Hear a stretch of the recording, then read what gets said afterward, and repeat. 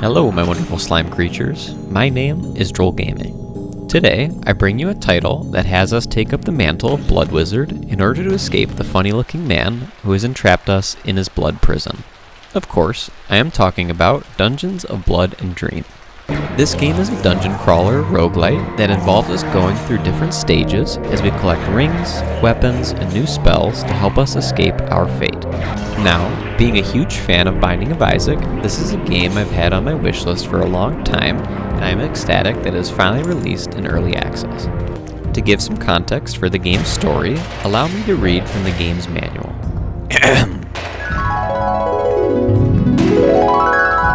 Countless ages ago, humans created jesters who lusted after their flesh. These jesters initiated the feast, driving the human race to the brink of extinction. Only those who managed to control jesters remained, and they grew in power, becoming true humans, the new gods of the universe. In their attempts to rebuild the world, they created puppets, demi-humans incapable of harnessing jesters' powers, weak and lacking will. Then, the sorcerer, one of the true humans, created blood magic, a mirror of his own powers, and bestowed it upon his puppets. Although unable to interact with jesters directly, they possessed minds powerful enough to understand some of the greatest mysteries, surpassing in intelligence even some of the true humans. This is the story of a blood wizard, one of such puppets, and his imprisonment by another creature jealous of his powers.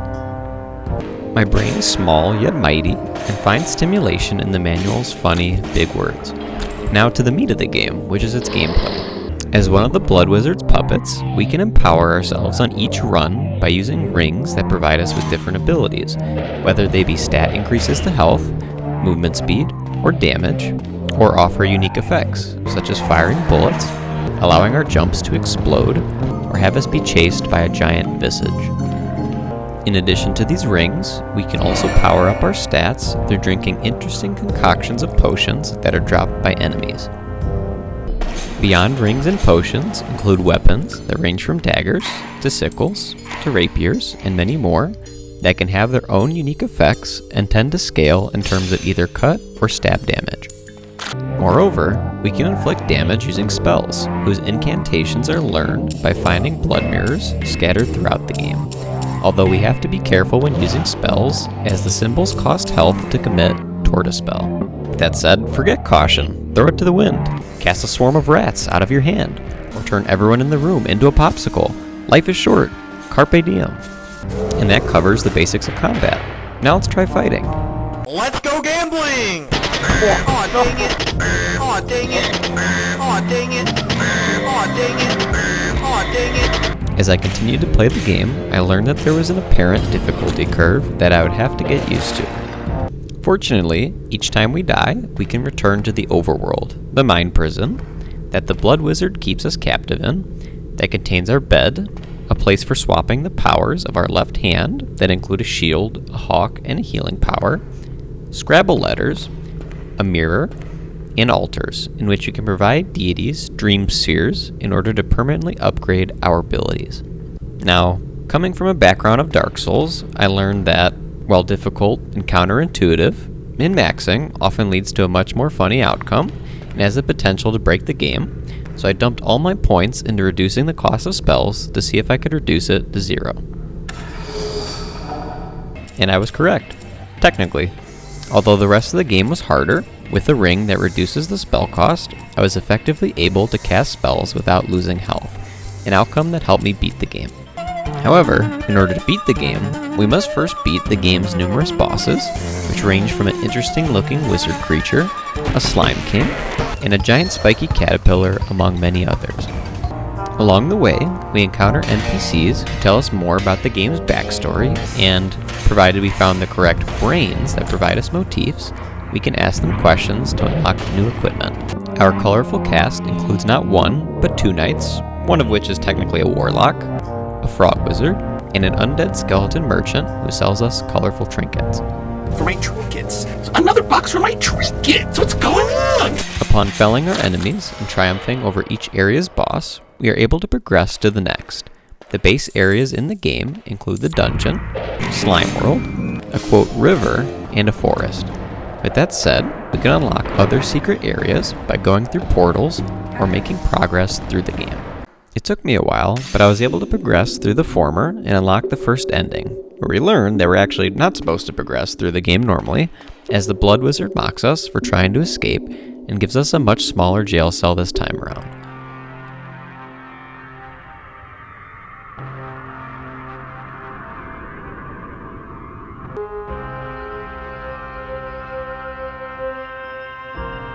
To get the remaining 2 endings, we are required to rearrange the Scrabble letters in our mind prison using the hints dropped by bosses to spell, quote, Limbach, where now, after beating the final boss, we are given a new area that looks like, well, this.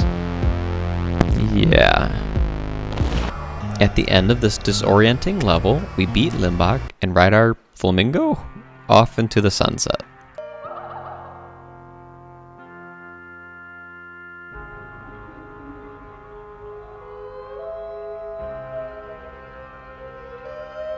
To unlock the final ending, it involves a bit of luck, where we enter the game's secret areas and pray to the mind prison gods that the necessary portal spawns, where, upon completing the spiky area, we achieve true death and escape the cycle of dream for good.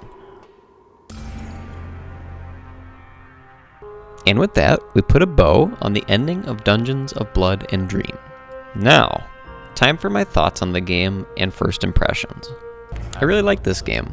I think that the aesthetic that the game provides and the world it creates is unique and creates a positively obscure style that I love seeing in games.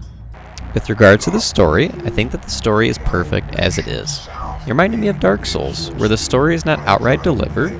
Rather, the lore behind the game becomes more clear as you encounter more characters and learn offhandedly how things came to be, which is an approach that I like, as it encourages exploration within the game. Similarly, I found the gameplay to be equally enjoyable, with the different rings, spells, and weapons allowing for different builds, with upgrades supplementing different playstyles where mine was heavily spell-based. With that said, I do have a couple critiques with the game in its current state that is likely to improve as the game releases further versions. The primary concern that comes to mind is that when a lot of things appear on screen, my FPS tanked dramatically and more than usual, given my computer's actually a jury-rigged cash register. This can lead to a lack of clarity of what is going on in the room, and because some of the procedurally generated rooms can be small, sadly led to some of my runs prematurely ending. In the same vein, toward the end of my playthrough, I started to put points into increasing the amount of summons I could have, but could not fully enjoy the experience, as spawning the upward limit of golems would lower my frames. Additionally, I found some of the enemies to be frustrating to deal with, as was the case with the silly dancing gnome who could dodge 90% of attacks while still firing bullets, or the demon, especially in Limbach's caverns, who fired so many globes of death that it left no window for counterattacking. Now, these are my personal opinions and could be a skill issue on my part, but I feel that the game could benefit from improving optimization and tweaking some of the enemies, which I'm sure the developer is already working hard on for future iterations of the game. Otherwise, I had a lot of fun with the game. As mentioned earlier, I had been keeping an eye on the game for a while, and finally being able to play it was well worth the wait. If you enjoyed watching this video, please consider liking and subscribing if you haven't already. Also, if you had a favorite part of the video, or have some questions still tied to the game's esoteric backstory, leave a comment down below. Moreover, send some love the developers' way. Their hard work and devotion really shines through their game, and I recommend checking it out if you're interested. I feel it was well worth the purchase, and supporting the developer will hopefully allow them to keep producing awesome content. As we depart, I just wanted to let you know that I was just kidding about this video ending. You are now trapped in my blood prison. Forever. Goodbye.